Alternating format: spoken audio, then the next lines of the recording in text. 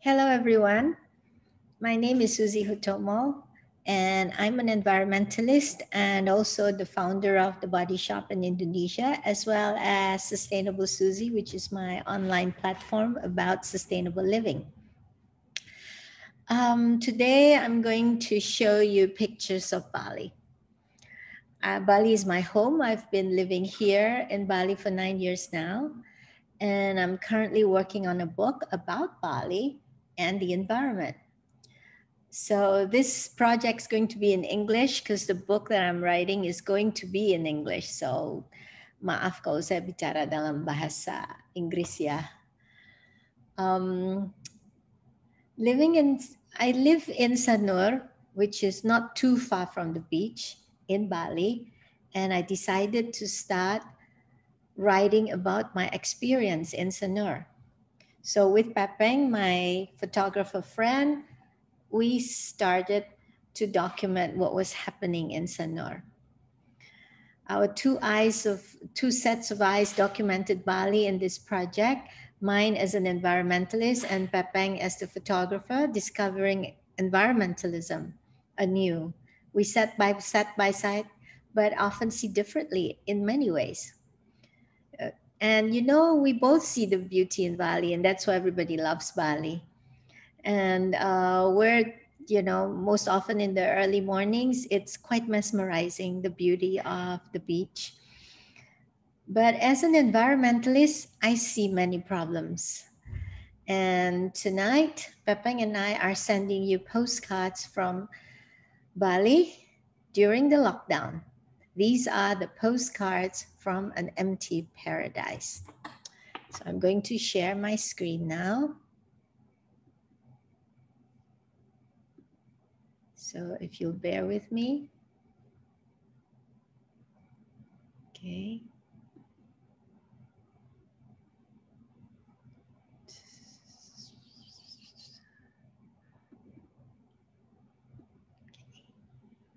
There we go.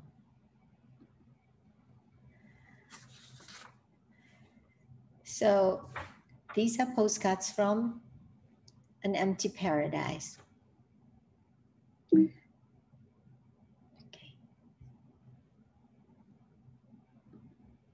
As you can see, Bali is quite beautiful. In the early morning, Pepeng and I would be totally mesmerized by the beauty of scenes like these, with the sun just rising and the fishermen just coming in.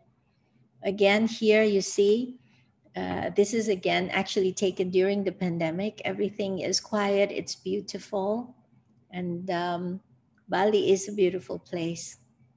Here again in the early morning, people would gather to take a walk along the ocean. Yep, and you can see the light coming through the clouds. Again, the rising sun in the very early morning, just beautiful. These are also beautiful, but I do have concerns. And what's my concern? Well, here we go. This is my concern. It's marine debris or plastic pollution in the ocean. The problem of plastic waste in Bali is an unending one. When January rolls around, the currents will bring all these waste ashore. Tons and tons of plastic waste from the ocean. Whether it is, as the Balinese like to say, sampah dari Jawa, or perhaps it's from Bali's own rivers, who can say? Now I want to talk to you about the lockdown and Nyepi.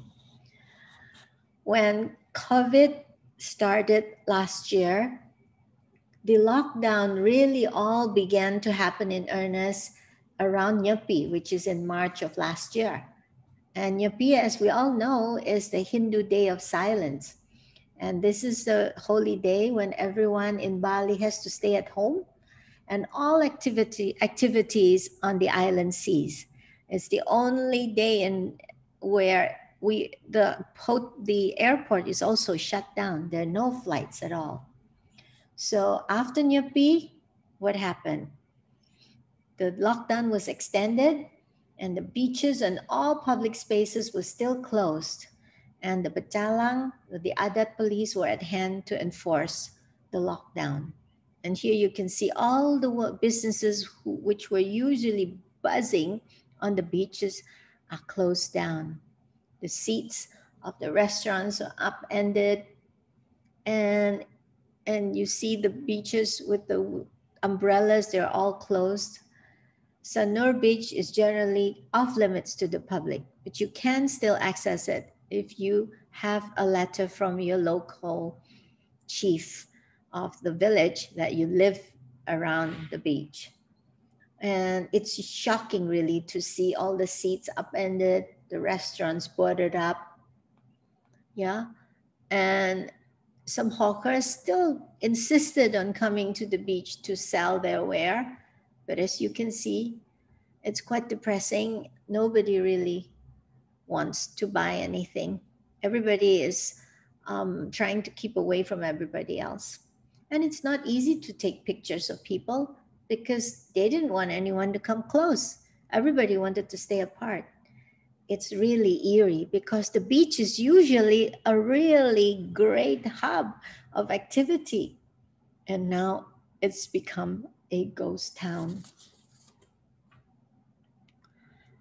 Here you see the Petalang on the beach enforcing the lockdown. And here, the lockdown actually, as you can see, this whole anthropause, when human beings stayed at home, it's beautiful actually. It leaves nature in its wonderful form.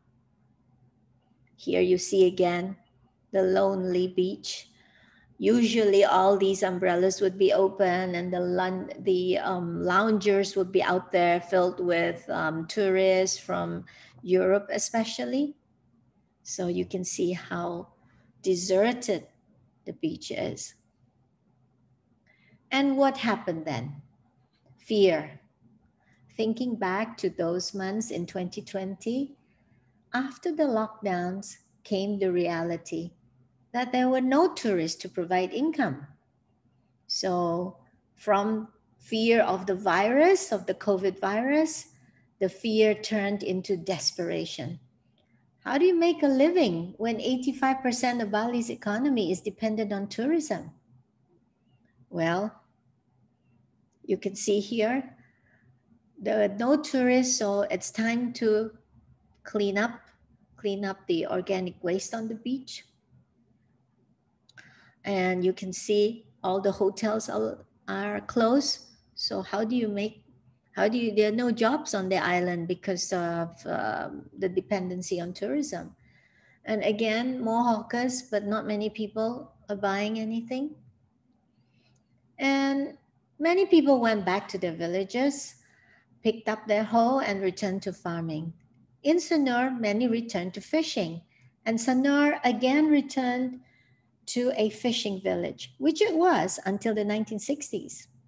The fishermen would catch enough daily for the family dinner while waiting for tourists to return.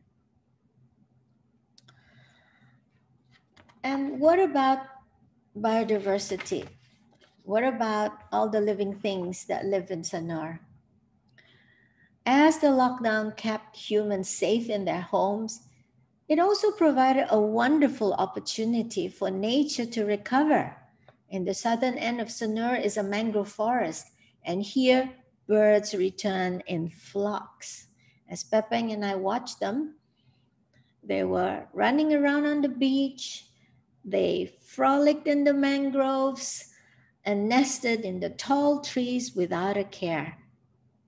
Here you can see them.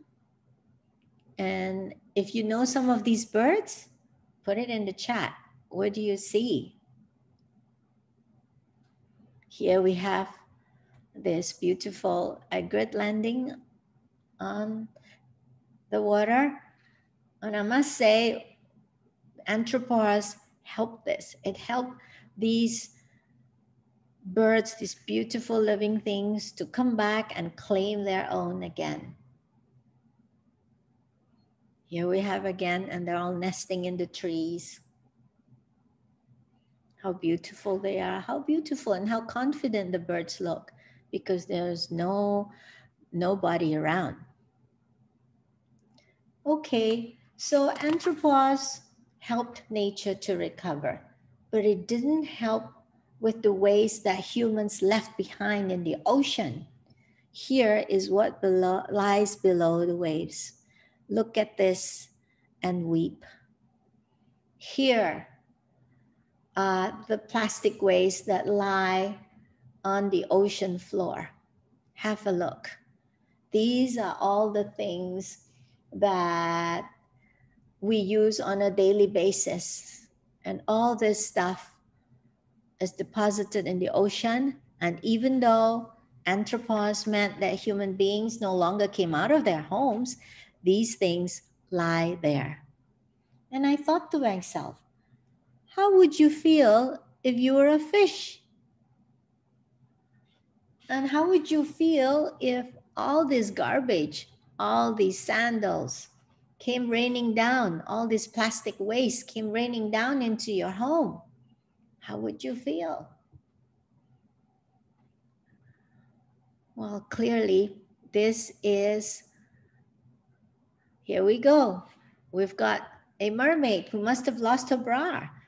What's a bra doing in the ocean? Here we go.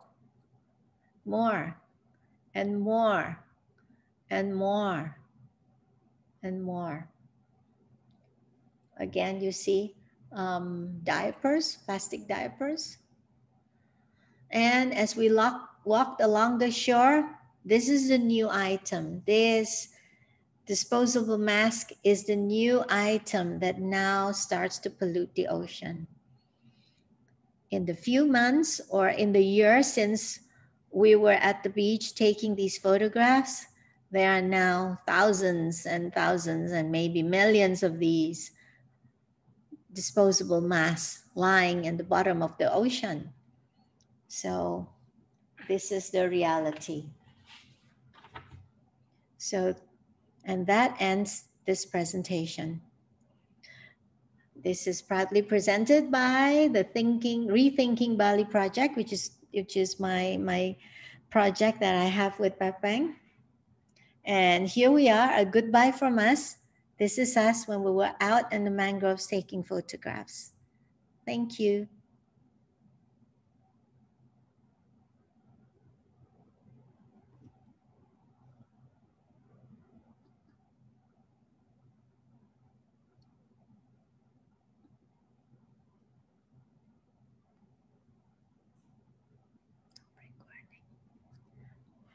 How do I stop recording?